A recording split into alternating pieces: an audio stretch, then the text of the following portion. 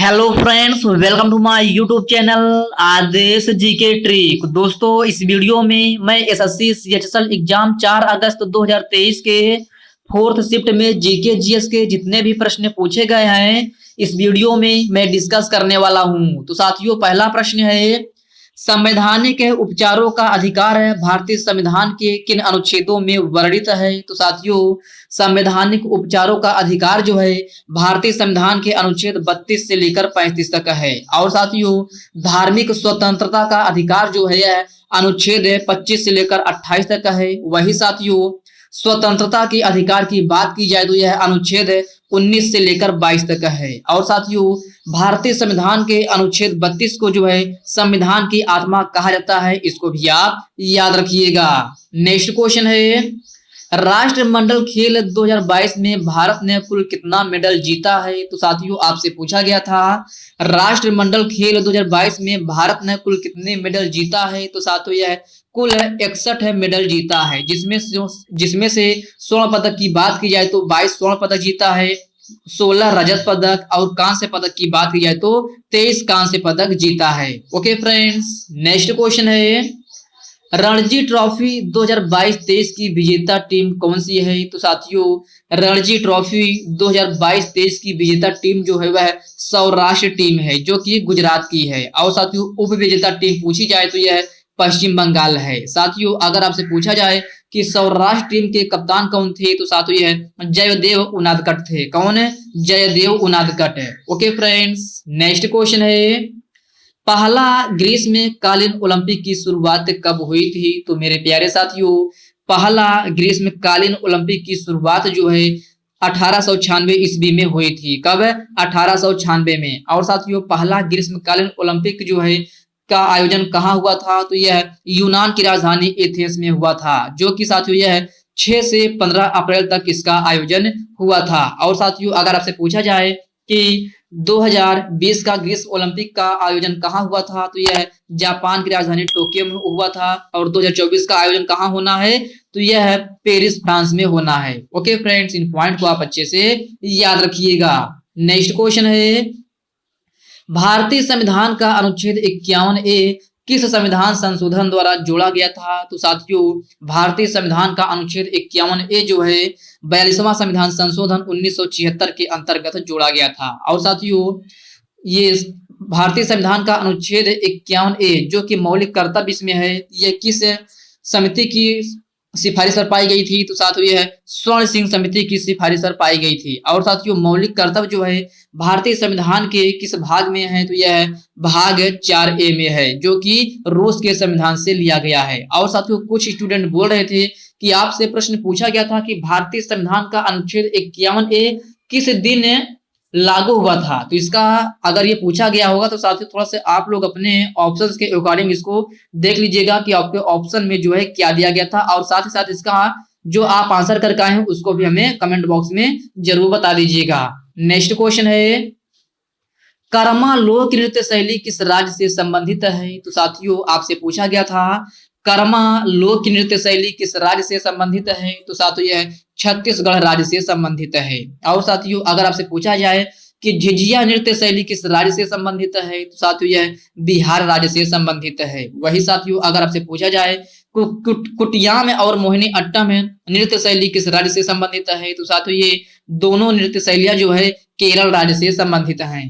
Next question है, हेमा मालिनी को Padmashri award से कब सम्मानित किया गया था। तो साथियों, आपसे पूछा गया था कि हेमा मालिनी को पद्मश्री अवार्ड से कब सम्मानित किया गया था। तो साथियों, यह 2000 ईस्वी में सम्मानित किया गया था। कब? 2000 ईस्वी में। और साथियों, हेमा मालिनी को जो है ड्रीम गर्ल के नाम से जाना जाता है, इसको भी आप याद रखिएगा। और साथियों, हेमा मालिनी वर्तमान समय में मथुरा उत्तर प्रदेश से भारतीय जनता पार्टी की लोकसभा सांसद हैं, इस पॉइंट को भी आप याद रखिएगा। नेक्स्ट क्वेश्चन है, बैरन द्वीप कहां पर अवस्थित है। तो साथियों, यह प्रश्न आपसे पूछा गया था कि बैरन द्वीप कहां अवस्थित है। तो साथियों, बैरन द्वीप जो है अंडमान निकोबार द्वीप समूह में अवस्थित है। और साथियों, एक प्रश्न आप एग्जाम में अक्सर पूछा जाता है कि अंडमान निकोबार द्वीप समूह को कौन अलग करता है? तो साथियों यह 10 डिग्री चैनल अलग करता है। ओके फ्रेंड्स, इसको आप याद रखिएगा। तो साथियों ये 4 अगस्त के थर्ड शिफ्ट की कल एनालिसिस हमने नहीं दे पाया है, तो साथियों इसी वीडियो में मैं आपको 4 अगस्त के थर्ड शिफ्ट में पूछे गए प्रश्नों की भी एनालिसिस करा देता हूं। तो साथियों थर्ड शिफ्ट में प्रश्न पूछा गया था कि आर मुथुकम्मल का संबंध किस नृत्य शैली से है? तो साथियों इनका संबंध जो है भरतनाट्यम से है। और साथियों भरतनाट्यम किस राज्य की नृत्य शैली है? तो यह तमिलनाडु की नृत्य शैली है। और साथियों भरतनाट्यम नृत्य शैली का पुराना नाम जो है सदर नृत्य था, लेकिन स्टूडेंट बता रहे हैं कि सदर ही आपके ऑप्शन में दिया गया था। अगर ये ऑप्शन में सदर दिया गया होगा तो यही आपका सही आंसर होगा, अन्यथा आपका भरतनाट्यम तो है ही। नेक्स्ट क्वेश्चन है साथियों, अगला प्रश्न जो है नट शब्द किस नृत्य शैली से संबंधित है? कुछ इस प्रकार से प्रश्न पूछा गया था, लेकिन साथियों इसका ऑप्शन हमें नहीं मिल पाया है और साथ साथ इसका आंसर भी हमें नहीं पता है। तो साथियों जो लोग 4 अगस्त के थर्ड शिफ्ट का एग्जाम देकर आए हैं, अगर वो लोग इस वीडियो को देख रहे हैं तो आप लोग कमेंट बॉक्स में कमेंट करके ये क्लियर जरूर कर दीजिएगा ये प्रश्न पूछा गया था कि नहीं। अगर पूछा गया होगा तो इसका ऑप्शन क्या दिया गया था वो भी हमें आप कमेंट बॉक्स में जरूर बता दीजिएगा।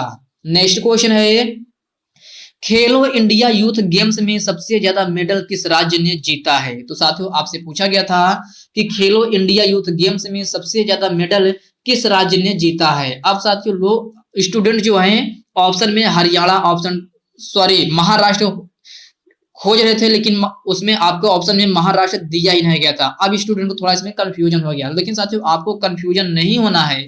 अगर महाराष्ट्र ऑप्शन में नहीं था तो आपके ऑप्शन में जो है हरियाणा दिया गया था, जो कि एकदम एक्यूरेट आपका आंसर होगा। ओके फ्रेंड्स, और साथियों लेकिन खेलो इंडिया यूथ गेम्स 2023 में सबसे ज्यादा मेडल जो है महाराष्ट्र ने जीता है, लेकिन सबसे बड़ी बात यह है कि महाराष्ट्र आपके ऑप्शन में दिया ही नहीं गया था, लेकिन आपका सही आंसर जो है हरियाणा हो जाएगा।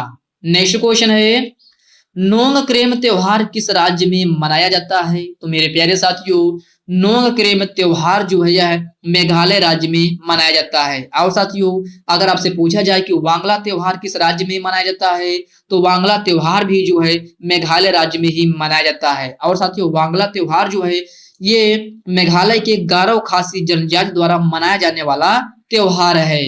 नेक्स्ट क्वेश्चन है, भोजन को लंबे समय तक रिजर्व करने के लिए किस केमिकल का प्रयोग किया जाता है? तो साथियों भोजन को लंबे समय तक रिजर्व करने के लिए जो है सोडियम बेंजोएट का प्रयोग किया जाता है। किसका? सोडियम बेंजोएट का।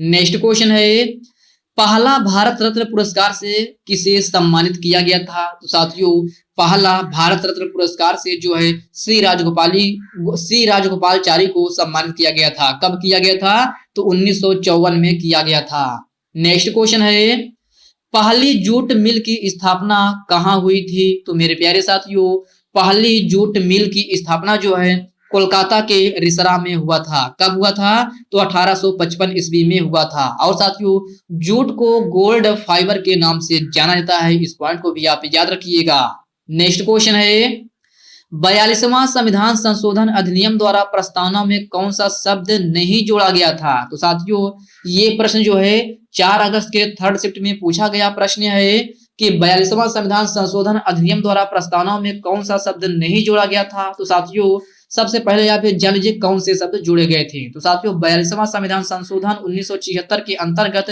प्रस्तावना में कुल 3 शब्द जोड़े गए थे, जो कि समाजवादी, पंथ निरपेक्ष और अखंडता था। लेकिन साथियों ये ऑप्शन आपके दिए गए थे। अब साथियों एक ऑप्शन आपको ऐसा दिया गया होगा जो कि वही आपका सही आंसर हो जाएगा, लेकिन ये 3 शब्द जो हैं जोड़े गए थे, जो कि समाजवादी, पंथ निरपेक्ष और अखंडता, ये सभी तीनों शब्द जो हैं 42वां संविधान संशोधन 1976 के अंतर्गत जोड़ा गया था। एक ऑप्शन आपको अलग दिया गया होगा, जो कि वही आपका सही आंसर हो जाएगा।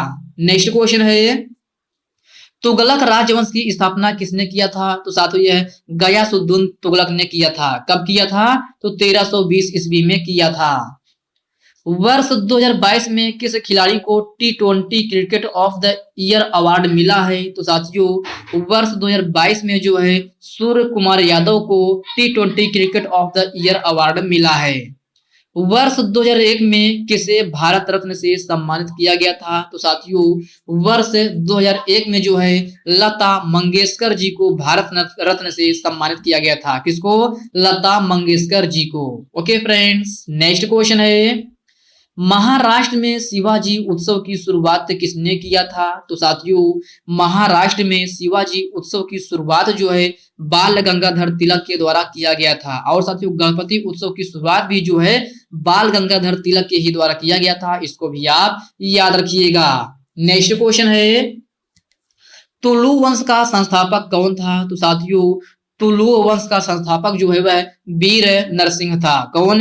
वीर नरसिंह। और साथियों अगर आपसे पूछा जाए कि तुलु वंश का शासन काल कब से कब तक था? तो साथियों तुलु वंश का शासन काल जो है 1491 से लेकर 1570 ईस्वी तक था। ओके फ्रेंड्स, इसको आप याद रखिएगा। साथियों ये जो इन क्वेश्चन के उत्तर के साथ साथ जो हम आपको एक्स्ट्रा फैक्ट बताते हैं इसको भी आप ध्यान में जरूर रखा करिए, क्योंकि साथियों इसी से आपको प्रश्न जो है अक्सर रिपीट होते रहते हैं। नेक्स्ट क्वेश्चन है, लेग बाई शब्द का संबंध किस खेल से है? तो साथियों आपसे पूछा गया था कि लेग बाई शब्द का संबंध जो है किस खेल से है? तो साथियों यह क्रिकेट खेल से है। किससे? क्रिकेट खेल से। ओके फ्रेंड्स, इसको आप याद रखिएगा। नेक्स्ट क्वेश्चन है, कौन सी पंचवर्षीय योजना हैरोल्ड डोमर मॉडल पर आधारित है? तो साथियों यह भी प्रश्न जो है 4 अगस्त के थर्ड शिफ्ट में पूछा गया प्रश्न है कि कौन सी पंचवर्षीय योजना है जो कि हैरोल्ड डोमर मॉडल पर आधारित है? तो साथियों यह पहली पंचवर्षीय योजना थी। और साथियों पहली पंचवर्षीय योजना का कार्यकाल कितना था? तो साथियों यह 1951 से लेकर 1956 तक था। और साथियों एक प्रश्न आपके एग्जाम में और अक्सर रिपीट होता रहता है कि दूसरी पंचवर्षीय योजना किस मॉडल पर आधारित है? तो साथियों दूसरी पंचवर्षीय योजना जो है पीसी महालनोबिस मॉडल पर आधारित है। ओके फ्रेंड्स, इसको आप अच्छे से याद रखिएगा। और साथियों दूसरी पंचवर्षीय योजना का कार्यकाल कितना था? तो साथियों यह 1956 से लेकर 1961 तक था। और साथियों आप लोग एक बात में कमेंट बॉक्स में कमेंट करके बताइएगा कि दूसरी पंचवर्षीय योजना का मुख्य उद्देश्य क्या था? तो आप लोग कमेंट बॉक्स में जरूर बताइएगा कि दूसरी पंचवर्षीय योजना का जो है मुख्य उद्देश्य क्या था। और साथियों अगर आपसे पूछा जाए कि पांचवी पंचवर्षीय योजना किस मॉडल पर आधारित थी? तो साथियों पांचवी पंचवर्षीय योजना जो है डीपी धर मॉडल पर आधारित थी। किस पे? डीपी धर मॉडल पर आधारित थी। ओके फ्रेंड्स, इसको आप याद रखिएगा क्योंकि ये भी प्रश्न कभी कभी आप एग्जाम में पूछ लिया जाता है, लेकिन ज्यादातर तो आपके एग्जाम में पहली और दूसरी पंचवर्षीय योजना ही ज्यादातर पूछी जाती है। तो साथियों एसएससी CHSL 4 अगस्त 2023 के थर्ड और फोर्थ शिफ्ट में हमें कुल मिलाकर इतने प्रश्न मिले थे, जो कि मैंने आपको क्वेश्चन के साथ साथ मैंने आपको एक्स्ट्रा फैक्ट भी बता दिया है, जो कि आपको एग्जाम्स के में काफी ज्यादा हेल्प मिलेगी। तो साथियों यह वीडियो आपको कैसी लगी आप कमेंट बॉक्स में कमेंट करके जरूर बताइएगा। और साथियों अगर आपको 4 अगस्त 2023 के थर्ड और फोर्थ शिफ्ट का कोई भी प्रश्न अगर आपको याद हो तो आप लोग उन प्रश्नों को हमें कमेंट बॉक्स में कमेंट करके जरूर बताइएगा, ताकि मैं आगे जो वीडियो आऊं लेकर उसमें उन प्रश्नों को मैं आपके साथ डिस्कस कर सकूं। तो साथियों यह वीडियो आपको कैसी लगी आप कमेंट बॉक्स में कमेंट करके जरूर बताइएगा। और साथियों अभी तक आप वीडियो को लाइक नहीं किए हैं तो वीडियो को लाइक कर दीजिए, अपने साथियों के साथ शेयर कीजिए। फ्रेंड्स अभी तक आप चैनल को सब्सक्राइब नहीं किए हैं तो प्लीज आपसे रिक्वेस्ट है आप जो है चैनल को सब्सक्राइब करके बेल आइकन को जरूर से जरूर प्रेस कर लीजिएगा। तो चलिए साथियों इसी के साथ हम मिलते हैं किसी नेक्स्ट वीडियो में, तब तक के लिए जय हिंद दोस्तों।